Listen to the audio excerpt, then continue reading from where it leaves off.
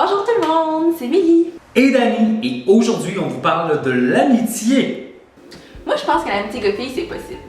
Personnellement, j'ai pas beaucoup d'amis gars, mais c'est pas parce que j'y crois pas, c'est juste parce que ça adonne comme ça. Parce que tu sais, je veux dire, un gars ou une fille, c'est un être humain, je vois pas pourquoi une fille pourrait pas avoir un ami gars ou un gars pourrait pas avoir une amie fille. Je sais que l'argument qui sort toujours quand on parle de ça, c'est que le gars ou la fille va développer des sentiments pour l'autre personne, puis ça sera pas réciproque, puis ça va gâcher leur amitié à tout jamais. Mais tu sais, je veux dire, si ça doit arriver, c'est parce que ça doit arriver. Je sais que c'est plate, mais je veux dire, s'il y a des sentiments amoureux qui vont se développer, ils vont se développer anyway. Si vous êtes vraiment dû pour être avec quelqu'un du sexe opposé, ben la vie va s'arranger pour que vous soyez BFF, puis that's it. Puis tu sais, les amitiés gars-filles, souvent, ça se développe tellement fort que ça devient une relation un peu grand frère, grande sœur ou petite sœur, petit frère, peu importe. Tu ne devrais pas en couple avec ton frère, on s'entend. Fait que quand la relation est rendue à ce stade-là, je pense que c'est un point de non-retour, puis il n'y aura jamais de sentiments amoureux qui vont se développer. Donc vous pouvez continuer en paix d'être amis avec le gars ou la fille avec qui vous êtes amis. Est-ce que l'amitié gars-fille, c'est possible? Sérieux, pourquoi on pose la question? C'est clair que non. Ben non, je blague! À preuve, Occupation Double rend les relations gars-filles vraiment faciles, surtout dans un spa, après avoir embrassé Rebecca. Je pense que oui, c'est possible. C'est possible parce que je crois vraiment que c'est possible un gars et une fille qui sont pas attirés l'un vers l'autre. Parfois, tu peux tomber en amour, coup de foudre pour une fille ou un garçon. Mais de l'autre côté, ça peut arriver des fois que non, t'as juste un sentiment d'amitié pour cette personne-là. Et ce que je trouve bien dans la relation d'amitié gars-fille, c'est la diversité des discussions, des sentiments. Parce qu'après tout, un gars reste un gars, une fille reste une fille. C'est tout. Personnellement, moi j'ai plus d'amis filles que d'amis gars, mais c'est pas parce que j'ai une préférence. En fait, c'est juste que ça s'est fait tout naturellement. Dans la vie, je suis allée vers des amis filles sans nécessairement vouloir délaisser les gars. C'est juste que ça a pas à donner. Mais je suis consciente que les amitiés entre filles, ça peut être assez compliqué. Mais tu sais, moi je pense que j'étais quand même chanceuse dans mes amitiés de filles. Parce que tu sais, on s'est jamais arraché les cheveux, on n'a jamais piqué le chum l'une de l'autre. Ça a toujours été super respectueux, mes relations. Puis je pense que c'est un peu la clé dans une relation de filles, parce que les relations de filles, ça peut être compliqué parce que on est porté à être un petit peu hypocrite. Je m'inclus dans le bateau, puis c'est pas, je reproche pas ça à personne, on est comme ça. J'en ai eu des amitiés qui étaient un peu malsaines, mais justement, c'était malsain, fait que j'ai voulu comme me débarrasser de ça. Pas parce que je suis rancunière, mais parce que je trouve vraiment que des amitiés, ça vaut pas la peine de s'essouffler avec ça si c'est pas respectueux puis si c'est pas solide dans le fond. À la base, comme Mélissa, je pense que j'ai plus d'amis de filles que d'amis de gars. Premièrement parce que j'adore parler de sacoche, et deuxièmement parce que c'est un peu ordinaire de parler de pénis à mon meilleur ami Nicolas. En plus du fait qu'il ne trippe pas parler de pénis, ben il y a toujours un malaise lorsque je mime une fellation à la table entre deux bouchées de spaghettis. J'ai toujours eu plus de facilité à me faire des amis de filles que de gars, et ce, même avant mon coming out. Probablement parce qu'on se comprenait un peu plus dans le fond. J'ai par contre aucun problème pour me faire des amis de gars.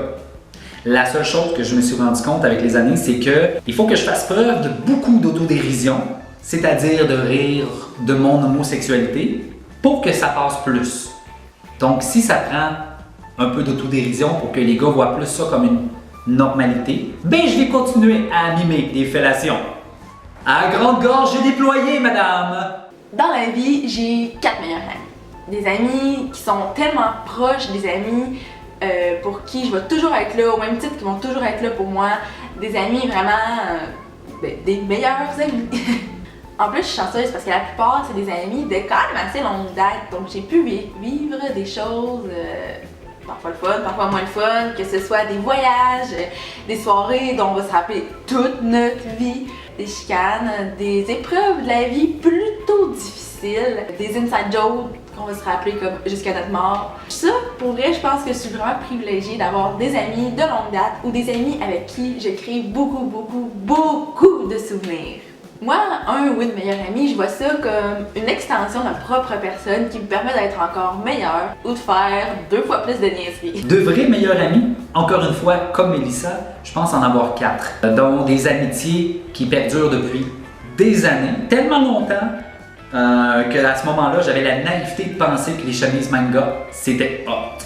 Mais j'ai aussi des amitiés assez récentes qui, j'en suis persuadé, nous unit assez pour que cette personne-là doive être pognée avec moi pour le restant de leur jour. Sorry, bro. Mais dans ces 4 meilleurs amis, j'ai mon conjoint, Vivien. Premièrement, parce que je pense que la personne qui fait partie de ta vie, en plus d'être ton partenaire de la vie de tous les jours, doit être ton meilleur ami. Parce que c'est pas juste mon complice. On rit de tout, on peut parler de tout, on se fait confiance sur tout. Donc, voilà, Vivien, t'es un de mes meilleurs amis. Je suis tellement quétaine. Si vous vous souvenez, dans une de nos dernières vidéos, Mélissa a mentionné le fait que j'étais son meilleur ami. Donc, Mélissa, je t'annonce maintenant que tu fais partie de mes meilleurs amis. Mais pas par choix, juste parce que tu as mentionné que j'étais ton meilleur ami. Donc, pour pas avoir l'air cheap à côté de toi, t'es ma meilleure amie. Ben non, c'est pas vrai, je t'aime. On s'aime assez que Mélissa nous a acheté un collier best friend. Tu sais, avec le cœur métallique puis des pierres. T'as le friend cuteness ici, puis nous on est là. C'est peut-être bizarre à dire, mais du plus loin que je me souvienne, j'ai jamais eu de chicane avec mes amis. À part des petites chicanes de cours de récréation au primaire, j'ai jamais eu de grosses chicanes avec mes amis super proches. Là, tu sais, des fois on s'est perdu de vue, des fois il y a eu des froids, des petits moments plus difficiles, mais on s'est jamais comme crié dessus, on s'est jamais pas parlé pendant des semaines. Pour vrai, j'étais super chanceuse, je pense, parce que j'ai jamais vécu de chicane d'amis. En fait, c'est pas vrai. Je pense que j'ai eu une chicane d'amis puis ça m'a traumatisée pour toute ma vie. Fait que je me suis toujours éloignée de ça. C'est en 6e année. Moi, je finis ma 6e année, je m'en vais au secondaire, je suis donc ben hot. Donc j'ai écrit à ma meilleure amie avec qui j'ai passé tout mon primaire que je recommençais à zéro, je voulais plus qu'on soit amis, puis je voulais pas quelqu'un me parler au secondaire. Pour vrai, c'était n'importe quoi, là, ça a été comme, pour vrai, la plus grosse chicane de ma vie. Puis je m'en veux tellement, là, je veux dire, j'ai tellement fait de la peine gratuitement pour absolument rien, juste parce que moi j'étais donc ben hop, je m'en allais au secondaire. Elle aussi, puis en plus on s'en allait à la même école. Fait que c'était super malaisant quand on est arrivé comme en secondaire 1, puis là on se voyait, puis on était comme... Vraiment pas le fun, là. Mais heureusement, c'est une histoire qui s'est bien finie parce que Annie, l'amie en question, est redevenue une de mes très très bonnes amies. Donc, c'est, tu sais, chez une chicane, c'est quand même très bien fini, sauf que ça m'a traumatisée à vie. Ouais. J'ai mis fin à une amitié par courriel, mais je vous conseille vraiment pas de le faire parce que c'est vraiment dur d'être trop sérieux quand t'écris un message de 3 lignes en majuscule avec des émojis de crotte. Désolée, mon fixage était un peu intense. Oh God, que j'en ai eu des chicanes dans mon secondaire. Sérieusement, je pense que je serais un parfait auteur de drame et de suspense pour Love Story. Écoute, juste pour vous dire, j'en ai passé des soirées sur MSN à écrire des statuts. En tout cas, un ami c'est fait pour s'entraider, pas pour jouer dans le dos. Puis, si le chapeau te fait, mets-le, snap snap. Je peux pas croire qu'on était si terrible que ça. Tu sais, dans ton livre définissant du secondaire, à l'espace où est-ce qu'on devait décrire en un mot notre secondaire, c'est clair qu'on aurait écrit pour moi « Bitch please ».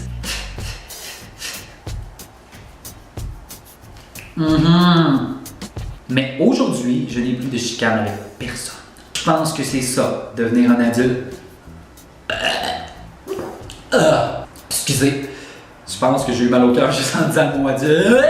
Moi, je suis une fan des soirées de filles. Genre que j'attends ça avec impatience à chaque fois, puis j'aime vraiment ça. Sauf que moi, mes soirées de filles sont vraiment différentes des soirées de filles typiques, si on veut, là.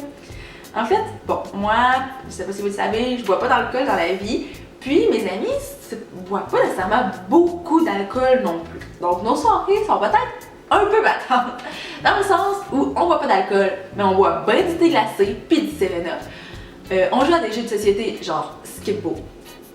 On fait des shootings photos, ça c'est un incontournable. À chaque année, si on n'a pas notre shooting photo, c'est pas une soirée de filles. En fait, on n'a jamais pas de shooting photo, c'est primordial. On jase de tout et de rien, comme à peu près tout le monde fait dans une soirée de filles. Puis souvent, c'est autour d'un souper, soit fondu ou sushi. Dit comme ça sonne peut-être un peu battante et un peu plate, mais pour vrai, c'est tellement des très belles soirées. Puis, tu sais, on rentre pas chez nous à 4h du matin, mais on rentre chez nous avec plein de souvenirs. Puis, vu qu'on se voit pas souvent, mais c'est le fun d'avoir des souvenirs jusqu'à la prochaine année. Puis, surtout avec des photos pas toujours avantageuses, mais qui vont être sur notre frigo pour une couple de mois encore. Sérieusement? Sérieusement? Mélissa, t'attends quoi pour m'inviter? Je suis pas mal certain que nos soirées de filles ressembleraient à ça. Après quelques verres de vin, bien sûr. Qu'est-ce qu'il dit, Patrick? Oh, il est assez beau! Ah! Eh ben, conne! Il t'a toujours aimé tout le temps. Flushly, c'est un con. Je suis fatigué. Bref, j'espère que vous avez aimé notre vidéo sur l'amitié. Si c'est le cas, faites un thumbs up puis abonnez-vous parce qu'on présente une nouvelle vidéo à chaque semaine avec toujours un nouveau sujet. Donc je pense que ça peut être quand même assez intéressant. Puis on se revoit bientôt. Bye! Puis tu vois plus souvent des talons hauts qu'à Plaza Côte-des-Neiges. Tiens-toi là pour le dire. Je suis jamais allée dans le village gay. Genre, jamais là. Mais je vois ça comme une place où tu vas quand t'as le goût de voir du monde s'aimer librement.